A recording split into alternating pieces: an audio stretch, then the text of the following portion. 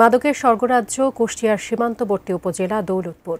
ভারত থেকে পাচার হয়ে এই সীমান্ত দিয়ে প্রতিদিন দেশে প্রবেশ করছে লক্ষ লক্ষ টাকার মাদক, যা হাত বদল হয়ে ছড়িয়ে পড়ছে দেশের নানা প্রান্তে। বিজিবি ও আইনশৃঙ্খলা বাহিনীর অভিযানে মাঝে মধ্যে কিছু মাদক বহনকারী ধরা পড়লেও মূল হোতারা থেকে যায় ধরাছোঁয়ার বাইরে। কুষ্টিয়া প্রতিনিধি শরীফুল ইসলামের পাঠানো তথ্য ছবি নিয়ে ডেস্ক রিপোর্ট।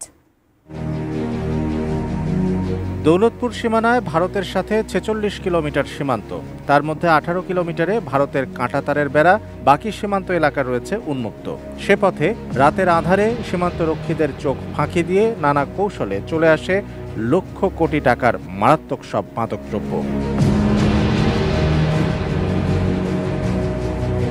এখানে হাত বাড়ালেই মেলে ফেন্সিডিল, হেরোইন, গাঁজা, ইয়াবা ও এলএসডির মতো মাদক।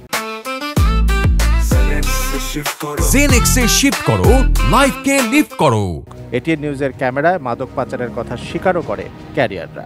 ইন্ডিয়ান বিএসএফ যখন আজাম দেয়, সেখন বিএসএফ এর একটা চেঞ্জ হয়, বিএসএফ ওপি চেঞ্জ হয়, সেই টাইমটাই মাল পার করে বর্ডার দিয়ে। একটা বোঝা এনে দিলে আমরা 1000 কোটি টাকা দেয়, আর সে যেখানে পুষিয়ে নেয় সেই জায়গায় আমরা পুষিয়ে দিই। প্রশাসনের লোকের সাথে আগে কন্ট্যাক্ট করার পরে ওরা ঘাটে যায়, যার পরে সে মালটা পার করে।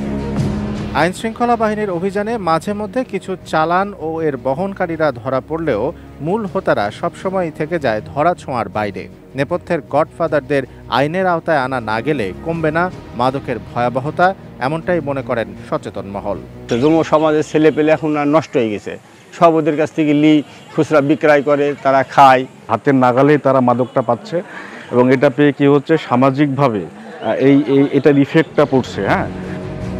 তবে সীমান্ত দিয়ে রাতের আঁধারে মাদকের চালান ঢুকলেও পুলিশের দাবি তাদের অবস্থান কঠোর। সীমান্তবর্তী এলাকা থেকে যাতে কোনো মাদক দ্রব্য অত্র অঞ্চলে বা অত্র অঞ্চলের বাইরে না যেতে পারে, সেই জন্য আমরা সবসময়ের জন্য চেকপোস্টের করে থাকি।